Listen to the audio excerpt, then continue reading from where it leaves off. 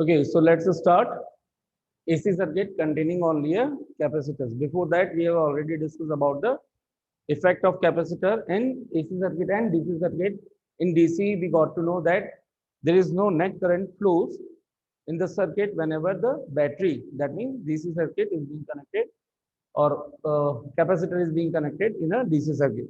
But there is a continuous flow, but in alternating flow, alternating form of electric current whenever the capacitor is being connected to through the alternating circuit or through alternating voltage, right? So there will be continuous charging discharging process will go on in each half cycle, and the direction of the current will be changed, and charging discharging process will be changed according to the alternating form, right? Now let's discuss about the what will be the effect or what will be the relation of instantaneous EMF with the instantaneous EMF of alternating voltage with alternating current. So we have given the alternating current, alternating EMF or alternating voltage is E is equals to E naught sine omega t being connected with the terminals of the capacitor. So step 1, given AC voltage, how much voltage has been given? E is equals to E naught sine omega t. Equation 1. Equation 1. Now, as the key will be on, the current will start to flow, alternating current will start to flow, and charging, discharging formation will go on with respect to the terminals of capacitor. At any instant t, small t, the EMF voltage is E naught sine omega t. Then there should be some potential drop across the terminals. Let's suppose these terminals are PQ. So how much there should be the drop? VPQ is the potential difference across the terminals of the capacitor. VPQ. It should be is equals to whatever charge is being stored. If Q is the charge is being stored, then VPQ should be is equals to, since Q is equals to CV, that means how much? Tell me. Q by C. Let's suppose this VPQ is equal to capital V, right? So can we write, if this is the AC voltage at any instant t, at any instant t, then at this instant t, the potential drop across capacitor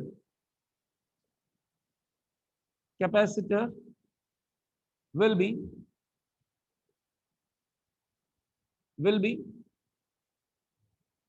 VPQ is equals to V is equals to Q by C. That's how we can get the value of Q is equals to C. This is nothing but it is also VPQ, right? At any instant t, this is also the potential drop in between or potential difference in between VPQ. So can we say both should be equal by 1 and 2? So can I say by 1 and 2? 1 and 2. Can I equate Q by C is equals to E naught sine omega t? And that's how I'll get the value of charge. What should be the value of charge? Q is equals to C E naught sine omega t, equation number 4. If this is the total charge in duration time t, then what should be the instantaneous current flowing through it? Therefore, instantaneous alternating current flowing through the circuit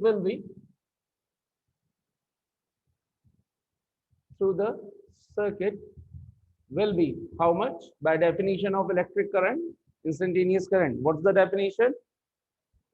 I is equals to I naught dq sine by omega t. dt for instantaneous, right? So dq by dt. Can we put the value of Q from equation 4? So we will get C E naught sine omega t being constant C and E naught, they can be taken outside from the differentiation portion. We'll get I is equals to C E naught divided dt of sine omega t. So here we are doing the differentiation with respect to what? T. Here also there is T, but there is some constant omega. So whenever there is a differentiation of sin x, it will be a cos x. But if there will be that kind of format, sin kx, then first we do the differentiation of sine in normal form. So it will become cos kx, and then we'll do the differentiation of kx as well by chain rule. K is being constant taken outside. So it will become k cos kx into divided dx of x, and divided dx of x is 1 only. So you can learn directly if there is the sin kx in that way. You can learn sin kx means cos kx, chain rule, kx differentiation k. So k cos kx. Got it? So similarly, what will happen here? I is equals to C E naught omega sin omega t into omega. So I'm writing omega sin omega t. Right? Sorry, cos omega t. Right? I'm just rearranging it. So omega C E naught cos omega t, equation number 5. We got the instantaneous value of electric current. But now we need to compare it. This equation 1 is containing sine terms, right? Sine trigonometric ratio. So for comparison, we need to convert this cos omega t in terms of sine. So how we can convert it so that it will be positive for it? Tell me, there is no minus sign outside. And we want that whatever form will convert in terms of sine, omega t should be positive. So there are two ways for cos omega t. Cos theta can be written either by sine pi by 2 minus theta or by sine pi by 2 plus theta. Now, what is the meaning of that? We want theta should be positive. What is theta here? Omega t. So if I'll be taking this one, then I have to write in that way, sine minus of theta, because it is minus theta. Then theta minus pi by 2. But sine minus something will be minus sine. But there is no minus sign outside in this process. It means what should we prefer? We should prefer sine pi by 2 plus theta. So already it can be written in that way, sine theta plus pi by 2. So that's why here we prefer pi by 2 plus theta. But in inductor, we preferred pi by 2 minus theta because there was already a minus sign outside of it. Got it? So let's put it.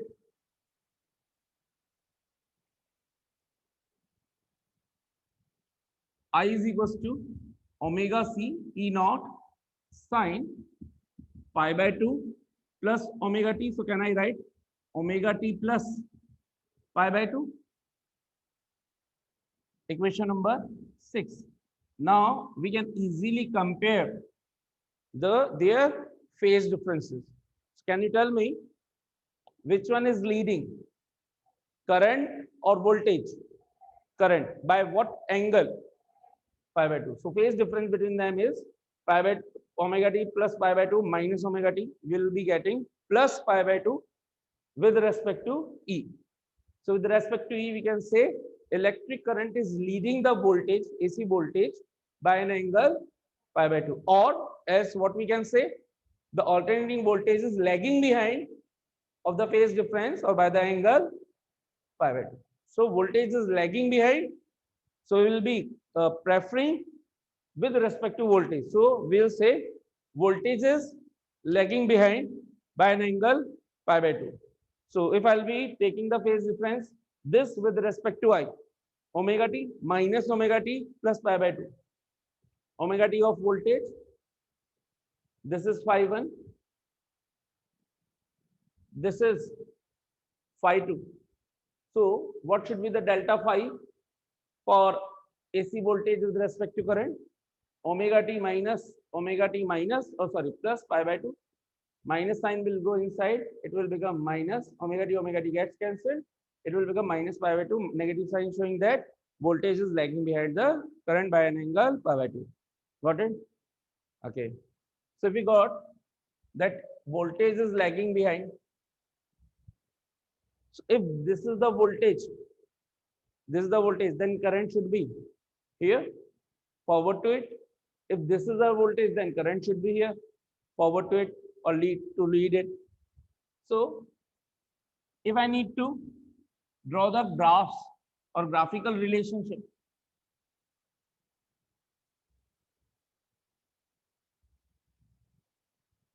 so graphical relation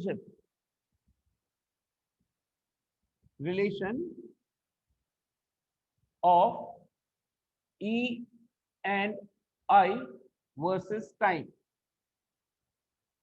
How can I draw its graph? I'll be taking, this is the graph, and another one, what we need to do? Phasor diagram. I guess you know it. This is E and I. First, we'll be drawing the diagram for E. So let's suppose E is equals to E naught sine omega t. I'm starting the E from 0. And let's suppose it is its maximum value, E naught. Then it should be its negative maximum value minus E naught. So voltage should change alternatingly in between these two lines.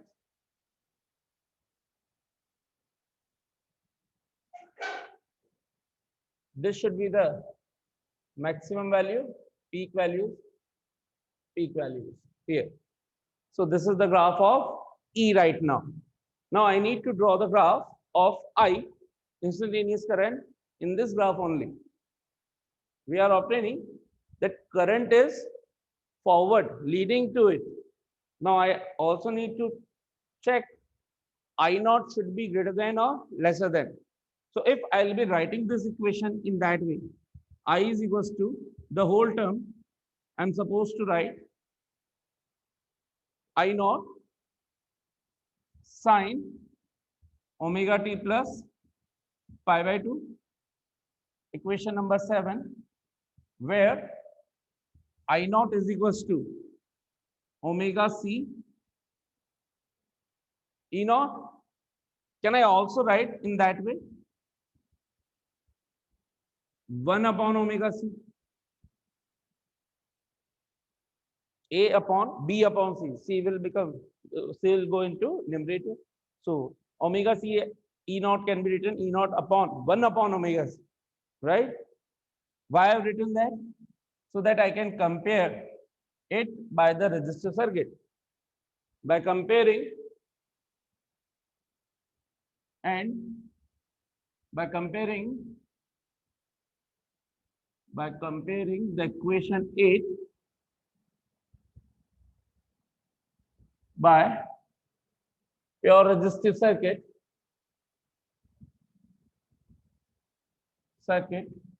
having peak current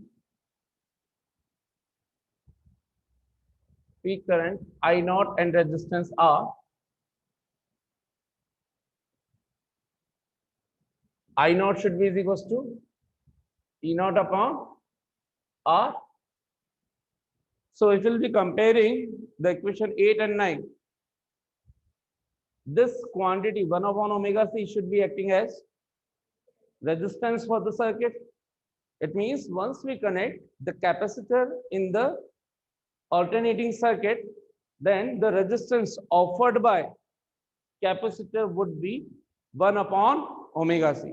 So then that means this term 1 upon omega c should be working as a resistance or opposition to the flow of current in the circuit. So clearly 1 upon omega c is opposition in flow of current through it, through the circuit, and this is 1 upon omega c is called reactance. Now, as we have already defined the reactance in inductor, so that was the inductive reactance. It is known as capacitive reactance. Capacitive reactance.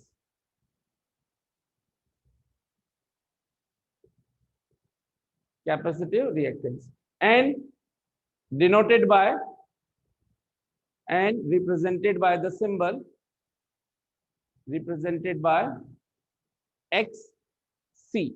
That was XL, it is XC. So that is XC is 1 upon omega C, resistance for capacitive circuit.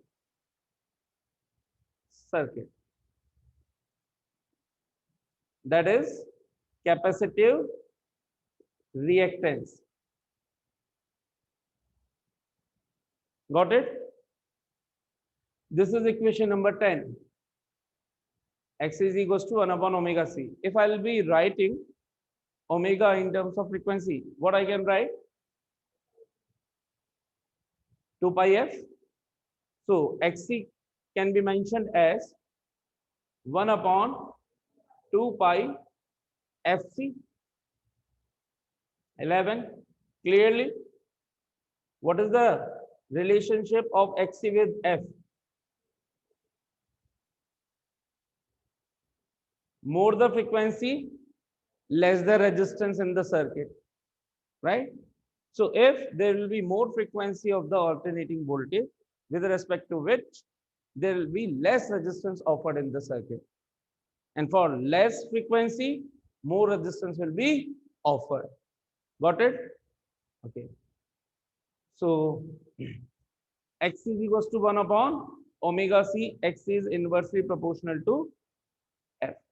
Now, whatever be the value, I naught will be lesser than to E naught. Obviously, this current is produced because of only alternating source.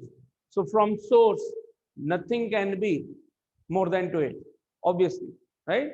The thing which is producing someone cannot be larger than it. So let's suppose this is the I naught, maximum peak value minus I naught. Now I need to check the angles, at what angle, where I need to mention the current. This is 2 pi, right? Okay. So by equation, which equation? Equation 6 and 1. What we can say? I is leading the voltage by an angle pi by 2. So if it is starting from 0, then current should already at pi by 2.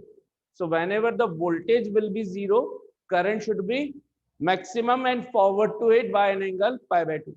So if E is 0, then current should be here only. Current will start here only. And once it is minus pi by 2, if I'll take this in the backward direction as well, this is minus pi by 2. Minus pi by 2. Then E will be going in that way.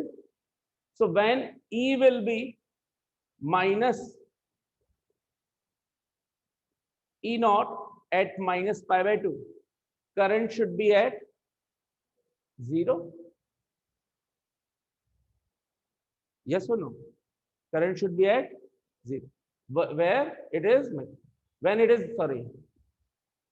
And when it is 0, it should be maximum here only. So the current will start to flow in that way. When it will become maximum, current should become 0. When it should become 0, it should become maximum in opposite direction. When it will be maximum in opposite direction, that time that time current should be 0. So what graph we will be obtaining?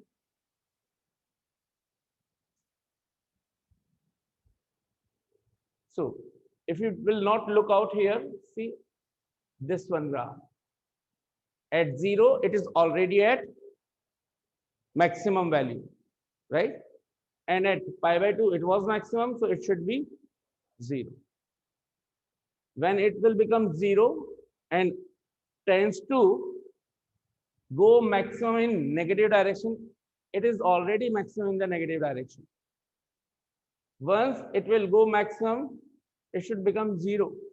And once it will reach 0, it will become maximum again in forward direction. So this is the graph of E and I versus time and angle. So right now this is the phase angle, or for time period, what values we can write? T by 4 here, T by 2 here, 3T by 4, and here T. So this is the graphical representation of E versus time or phase angle graph. Got it? Now we need to draw what? Phasor diagram. So let's draw it. Phasor diagram. What is phasor diagram? That diagram which gives the relationship of which quantities? Varying sinusoidally varying quantities with respect to the rotating vector called phasors. So here we'll be drawing alternating voltage and alternating current as phasor vectors in a plane. This is y, this is x, this is 0. E is equals to E naught sine omega t. Let at any instant of t, E is here, the amplitude. Either we can write it as phasor E vector, or the magnitude of it will be representing what? E naught, magnitude or amplitude. Its component on the y-axis will be showing what? Instantaneous value of alternating voltage. Getting this? Okay. Now I need to draw. We have drawn which diagram? Phasor diagram for alternating voltage. What I need to combine? Phasor diagram for alternating current.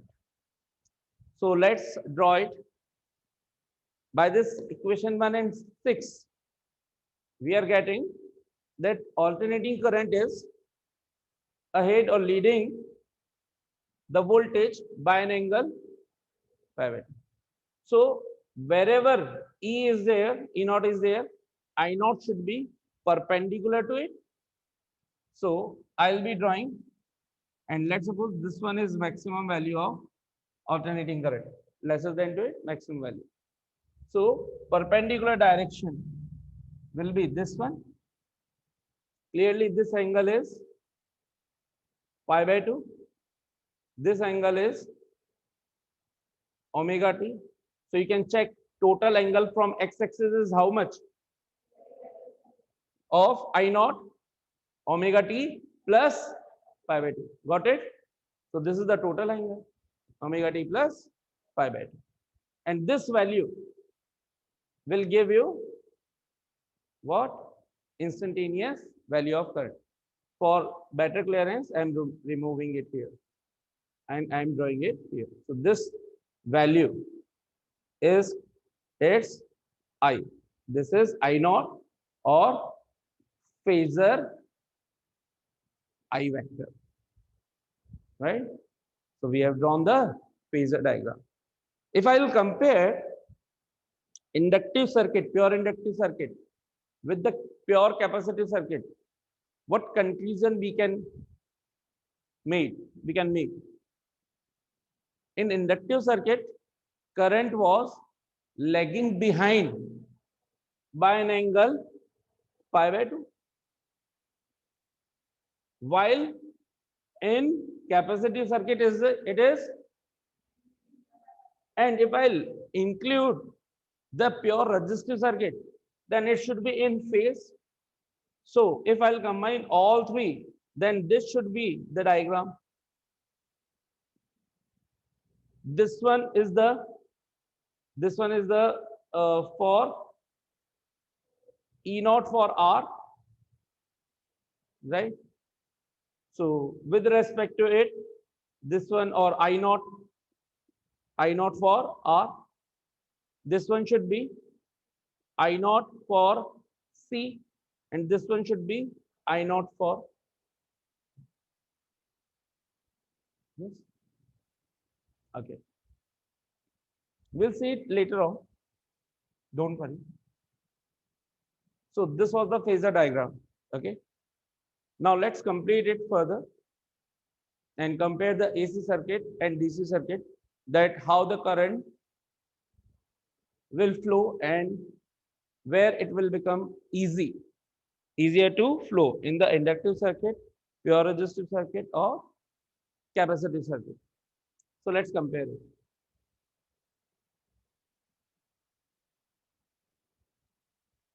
Here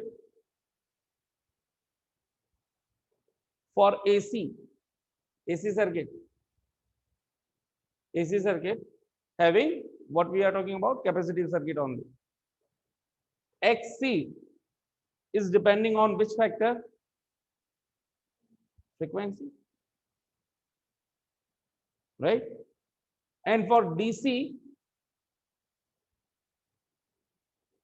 circuit, how much will be the frequency?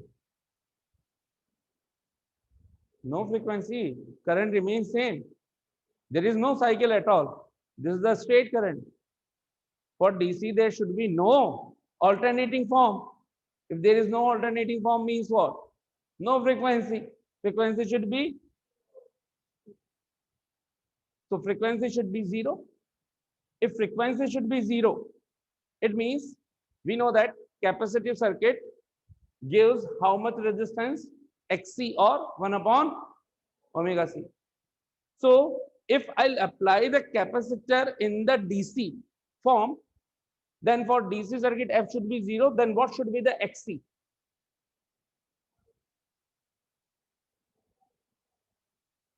So how much? Infinite. How much resistance would be offered? Infinite resistance would be offered if we'll connect the capacitor to the battery. This is the diagram. So if we'll be doing in that way, plus minus DC battery will be applying, how much resistance capacitor quickly give? Infinite resistance. If resistance is infinite, that means how much current will flow? No current. For infinite resistance, how much current will flow? So it means, can I say for DC circuit, there is no current, or no current flows in the DC circuit if the capacitor is being applied. That's why we say capacitor blocks DC. That is the reason. Capacitor blocks the, but in AC, there is a relationship. It means there is certain resistance, not infinite. Although there is a resistance, but it will be having some value, not infinite. It means current will be flowing through it. And if I'll be comparing inductive circuit and capacitive circuit, X is inversely proportional to F. So for more frequency, which will offer more resistance? Inductive circuit or capacitive circuit? Inductive.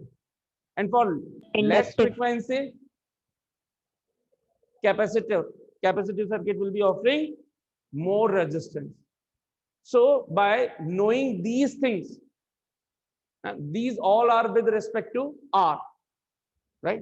So by knowing these things, while designing of any electronic circuit for any kind of room automation or whatever appliances are made, we take these things in our mind, that what kind of frequency we are providing, Because if we have taken a particular AC source, we can't change its frequency.